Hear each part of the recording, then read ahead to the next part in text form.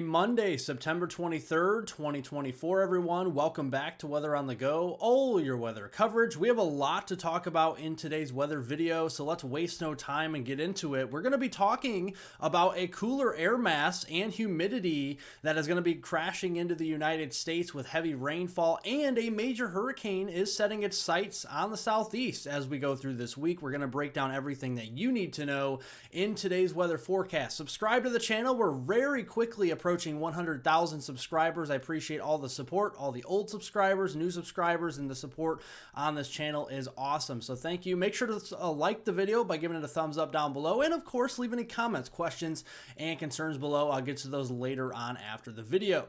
Today, we are seeing some cooler temperatures crashing into the United States, and this is some nice relief from what was a very warm mid-September across the Midwest, down into the central and southern plains, and that will continue as we go into the middle of this week as well. So this cooler weather does have some staying power across the central and eastern U.S. You do start to see some warmer air across the west into the Rockies, up into southern Canada, but definitely not hot by any means, but definitely warm for this time of year. And you continue to see the cooler air in the middle of the country as we even go into late week on Friday, September 27th. Let's look at those afternoon highs each day there. You can see this afternoon, we do have some heat down here across the southeast, particularly near the Gulf Coast, into the low 90s this afternoon. But look at the nice refreshing brand of air across the Great Lakes back into the plains. 60s and 70s for highs, maybe a couple 80s sprinkled in. But I assure you, those 80s are with very low humidity. So that is some good news. As we go into Wednesday afternoon, we showed you how the temperature anomalies warm up out west here. We could break into the upper 80s, maybe take a run at 90 degrees for places like Montana, Wyoming, the western Dakotas, but definitely that's drier heat compared to what we have seen this summer and into the fall. And then you can see as we go into Friday afternoon, a lot more of us will be seeing those 70s for high temperatures by then.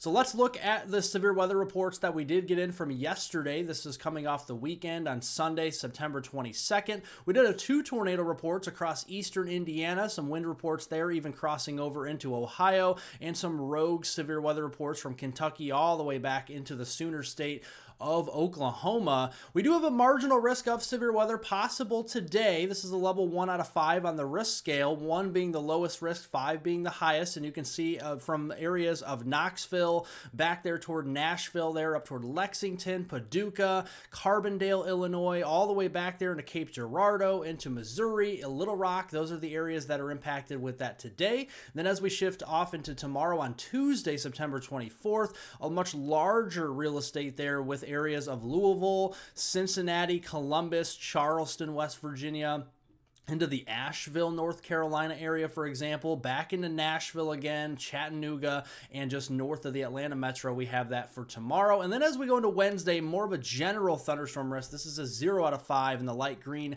from upstate New York all the way back down into the southeast coast on Wednesday. So let's walk you through this today. Showers and storms will be lighting up the radar from portions of the middle of the country all the way up into the Ohio Valley. Some showers and storms possible as well up there into interior New England. And then as we go into Tuesday, pretty wet day there across the Ohio Valley. Definitely going to need an umbrella if you were headed off to work or school that day, across portions of Michigan, Indiana, Ohio, and Kentucky, even over toward West Virginia, where yes, we desperately need the rainfall. And then as we go into Wednesday, some of that becomes a little bit more diffuse, but moves further east. So scattered showers and storms from Quebec, Ontario, all the way down into the Gulf Coast as we go into Wednesday. But Wednesday, look at that. Notice we're dry in the middle of the country and primarily out west as well. We could have a new storm system on Wednesday crashing into the west coast, so Seattle, Portland, don't be surprised on Wednesday if you see some showers or some storms. The rainfall will be adding up, and beneficial rains at that. This is an area that need the rain here through the week. You can see this goes through Thursday, September 26th. There will be several pockets here that see 1 to 2 inches of rain. So this is beneficial rain, and you can see the latest drought monitor.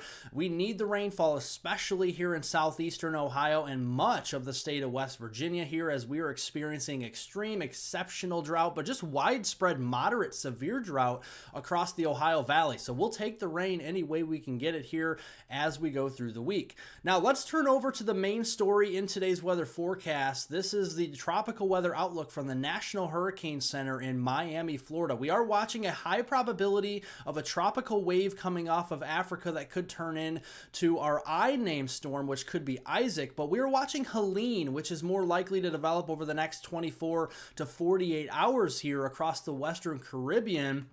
Right now, this is tagged as potential tropical cyclone 9, and this is just west there of Jamaica and just southwest of the Cayman Islands. We already do have tropical storm warnings up for the eastern Yucatan Peninsula and western Cuba and parts of the Cayman Islands there, as well as we were expecting a tropical storm as early as later tonight or Tuesday morning, quickly strengthening to a hurricane, at least a Category 1 by Wednesday, and then Cat 2, Cat 3 strength potentially as this approaches northwest Florida and the Big Bend area on Thursday. So we're going to continue to watch this. And why are we seeing this intensity from this storm potentially is really those sea surface temperatures. The area in which the storm is moving in is very ripe thermodynamically that could actually serve for rapid intensification as we go through the week. So that is something to certainly watch as this approaches Florida and the southeast United States. So let's take this day by day here. We got a 1004 millibar low using the European model on today, just west of the Cayman Islands,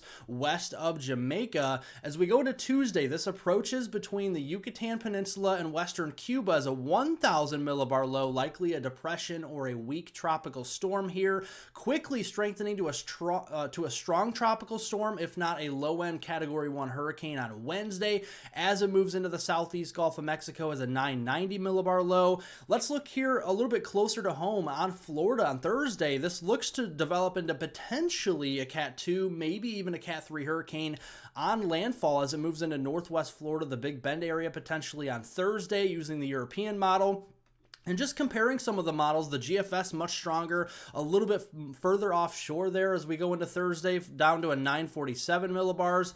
And then as we go into using the Icon model, very similar around northwest Florida, the Big Bend area. So that is something to keep an eye on as we go into that Thursday time frame. There's a lot more confidence that this will hit northwest Florida with those three main model runs. Turning back to the European model on Friday, after the system makes landfall, it's going to kind of meander across Georgia, Alabama, and Tennessee, and then kind of back itself off to the west, and that could spread moisture as far west as Kansas, Oklahoma, North Texas, Missouri, Arkansas, Southern Illinois. So that is something we'll have to watch as we go into late week on Friday. The exact track of that system is key. What this is going to initially bring is some very significant storm surge, rip current risks to the northwest Florida area and even western coast of Florida, like as far south as Tampa Bay, all the way down to the Keys. We're going to have to watch this through Friday. Very significant wave heights just offshore, possibly approaching 20 feet there, not too far offshore of the Big Bend of Florida, but very heavy inland rain here. We could have flash flooding in a widespread area across portions of the lower Ohio River Valley, more so into the Tennessee River Valley and much of the southeast here. And some of that heavy rain could actually spread as far west as, like we said, into Kansas, Oklahoma, North Texas, Missouri, and Arkansas. And some of that will be plentiful there. Rainfall amounts could approach 20 inches in some areas. Would not be surprised as this makes landfall in northwest Florida that one or two spots see double-digit rainfall totals that could total up to 20 inches as we go through that late week time frame. Going into the weekend upcoming on Saturday, September 28th and Sunday, September 29th. Hard to believe we're approaching our last weekend in September, but we are. And that system will be laying out across the lower Missouri Valley here or the mid-south, and you can see that here, and then the high pressure over the top. What that's going to do is the high pressure serving for warmer temperatures in southeast Canada, so Manitoba, Ontario, Quebec, going to see warmer air, but underneath that low pressure system from what looks to be Helene, that is actually going to continue to watch that across the mid-south for cooler temperatures with cloud cover, precipitation, and all of that. So let's look on Saturday. We got the moisture across portions portions of Iowa, the Illinois Valley here, but more so into Missouri, down into Arkansas, some remnant moisture moving up through the Carolinas and Virginia, and then kind of gets eaten away by some drier air across the upper Midwest as it moves a little bit further northwest. It's going to get a little bit further away from the moisture source, which is the Gulf of Mexico, and it's going to start to dry itself out as we go into Sunday, but still spreading some moisture across the Midwest. Maybe even the Twin Cities could get some moisture from the Helene late in the weekend on Sunday, and you can see it could be spreading maybe another half-inch of rain